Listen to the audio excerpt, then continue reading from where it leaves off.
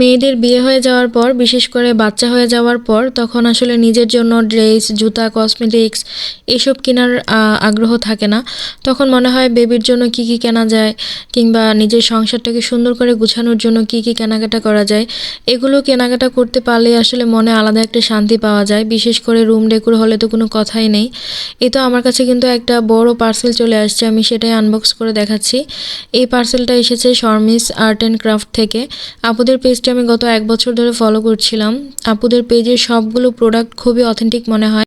তো প্রোডাক্টগুলো আমি আসলে ভিডিওতে বা ছবিতে যেমন দেখেছিলাম, বাস্তবে তার থেকেও বেশি কিউট লেগেছে।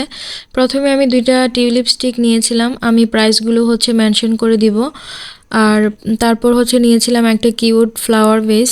আর এখানে ছিল একটা ক্যানভাসের কালারটা আমার কাছে খুব বেশ ভালো লেগেছে, খুবই কালারফুল ছিল। আর এখানে ছিল একটা পান পাতা সেট। এটা আসলে আমার বাসায় এখন যারা আসে তারা দেখলে মনে করে যে এটা একদমই রিয়েল। দূর থেকে দেখলে কোনো বোঝার উপায় নাই যে এটা আসলে রাবারের বা আর্টিফিশিয়াল। এখানে একটা বোতল বেশ ছিল, এটার মধ্যেই হচ্ছে আমি টিউলিপগুলো সেট করব, সেটা আপনাদের সাথে আমি শেয়ার করব। আর এই জায়নামাজ স্ট্যান্ডটা আমি অনেক দিন থেকে ডেকোরেশন করতে চাচ্ছিলাম, কিন্তু কিভাবে কি করব বুঝতে পারছিলাম না। তবে আপাতত আমি হচ্ছে এখানে পান পাতা সেটটা রাখলাম। দূর থেকে আসলে বেশ ভালোই লাগছিল। আর যে ক্যানভাসটা আমি এটা এখানে সেট করব, আর একটু উপরে সেট করব।